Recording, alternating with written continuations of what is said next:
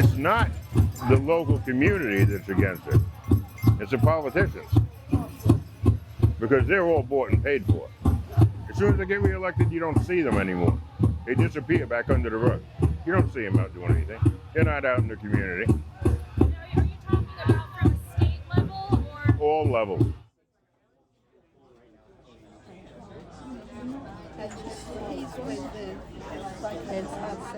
I know there's a lot to it, but talk about the case in 1910. Okay. What happened? What happened? Well, you have to go back to the 1800s. Sure. In the 1800s, they wanted to extend the railroad. Corbin and Benson wanted to extend the Long Island Railroad out to Montauk. Those damn Indians were in the way. So they took some of the land from the Shinnecock, but to take it to Montauk, they would have to get rid of the Indians. This is the elevator speech of it. Some of the Indians that were in that area.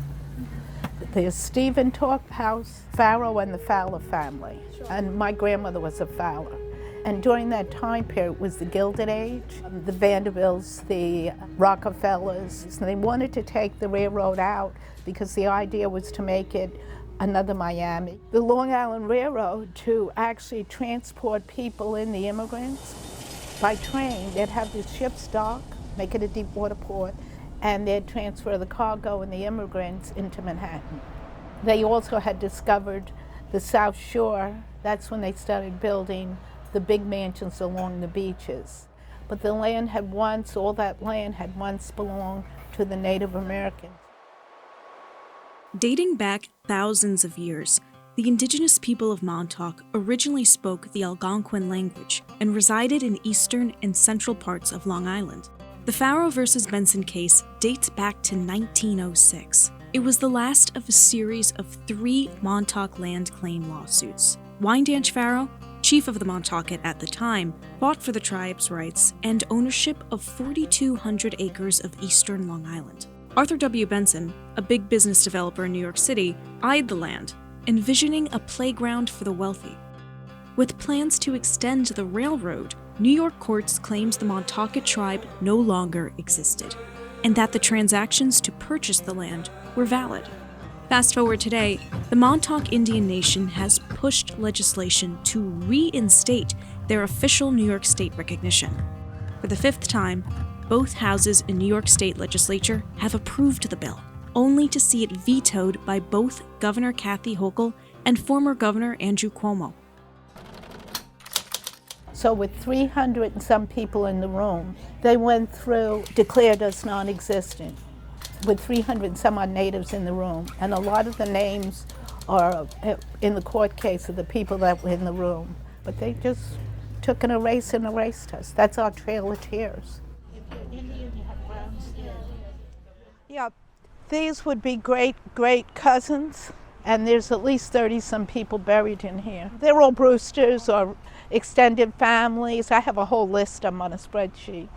And what does the turtle represent? Is there a lot of the Native Americans either belong to the Turtle Clan or the Hawk Clan or something like that, dealing with nature. And the Indians on Long Island were part of the Turtle Clan. So this is, and all back here, we hope to have the archaeologists come in to identify where the different graves are. Can you just talk a little bit about the difference between being state recognized and what that entails and being federally recognized and what that entails? Sure. Federal recognition, we could say, is the gold standard. There's a relationship that basically says they reside within our country. They don't have necessarily their own political boundaries, so sometimes reservations can work that way because you're on or off Indian land. But they're still recognized as having their own self-determination that sovereignty comes with. A state-recognized tribe does not have that centralized government, does not have the right to assert themselves to even the state government in that way. It is essentially a decision by the state to recognize their indigenous heritage and to celebrate that, but it doesn't give that community much in the way of political autonomy. It's one of the things they're trying to do is to say, we recognize you as Native people. We also recognize that not everyone in the state is Native and that only you people are part of this community.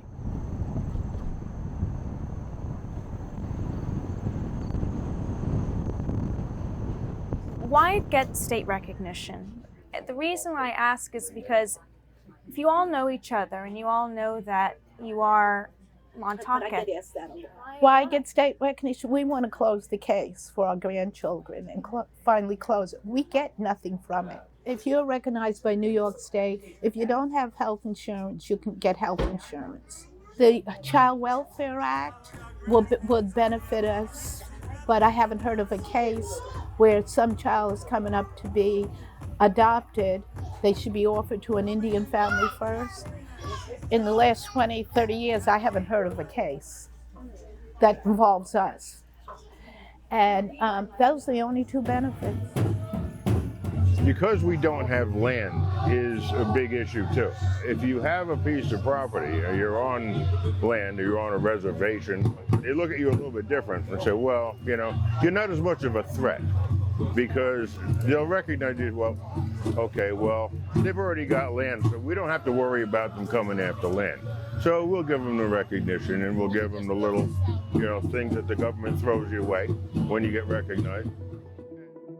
In New York, there are 8 federal and 9 state-recognized nations, with New Jersey and Connecticut also having recognized tribes.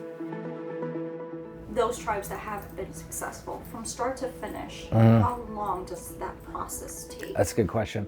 I think there's now more than one route. The traditional route was through the Bureau of Indian Affairs, the federal recognition process, which does require reams of documentation of showing mostly that you have existed as an indigenous community without break since colonization to the present.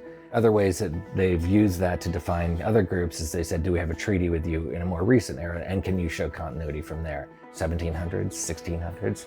It's hard to maintain integrity for so much longer than if you have a treaty from the early 1900s or something like that. And so that process can take years because you have to assemble all this information in addition to living your life. You're not given resources to do this research. You're not given, you know, external support to help you do this. You have to either raise grant money to hire someone to help you, or you have to try and do it yourself. And it's specialized knowledge. down the line, would you ever want to build a reservation or even build a casino or a business or something to help? Definitely, yes. The economic development, we've talked about that, and we'd work it out. With just state recognition, you can't have a casino to begin with. You have to be federally recognized. But I've been in discussion with some people about there's a lot of excess land that the state owns, the federal government owns. There's a couple of places that were given to the Montaukett years ago in the 1700s and that nobody's on. There's abandoned land. That's an issue, would be our next issue, to look at things like that, whether it's just to put a community center or a powwow ground or something like that. Sandy says there are about 1,200 Montauketts, ages 18 or older, who currently live on Long Island. But since the late 1700s, the true number is hard to pinpoint. All you have to do is look at the U.S. Census 1790 and start following the instructions that were given to the enumerators. The enumerators were told to determine a person's race by the color of their skin.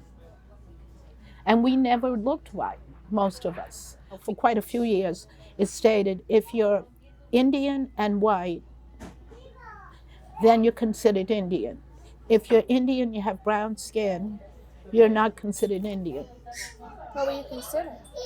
You were considered, whether they were using the word colored, Negro, African, they used different terms. So that's how they kind of erased the Native Americans. And yes. Over the years, the Montauketts have restructured the bill to bring back state recognition, uncovering more information from their past. Now, the tribe is awaiting a yes or no from the governor's office, for a fifth time.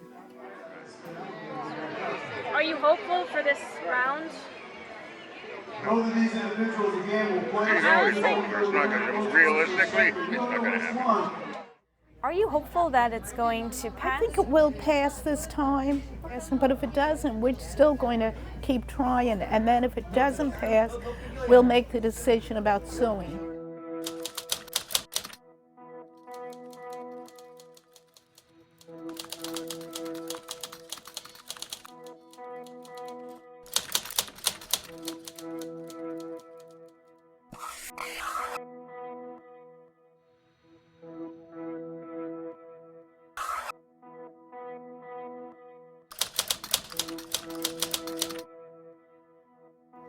I think the best thing to do is to let their voices be heard. The members of this community are there. My voice can't replace any Native voice. And so letting a community that's in the process of trying to gain recognition tell that story. Advocacy is great, and that's what we all can do. But the most important thing is for them to have that voice and to tell us not only why, but to tell us who they are. The headlines are always the people who don't want them to be Native, and you hear about that, but you very rarely hear from the Native community themselves. There's a lot of hesitancy. There's been a lot of media manipulation of their words that have been worked against them, even when it's supportive. So the best solution is to let Native voices, let Native people tell you what they want and then actually listen. The recognition from the state government and the federal government, I just want to see a reinstatement of what was taken illegally. I just want to see justice. Other than that, I'm not looking for anything. I need to. When I started this, I had 5 elders in my family that were still alive. They're all gone now. When I submitted the document for federal recognition, that was over 650 pages. Took me 3 years. I dedicated it to my mother. She died about 3 months before I submitted it. I just want to get our dignity back. I want to get our recognition back, and I want to get the federal and state government to admit that they were wrong and that they want to correct an injustice.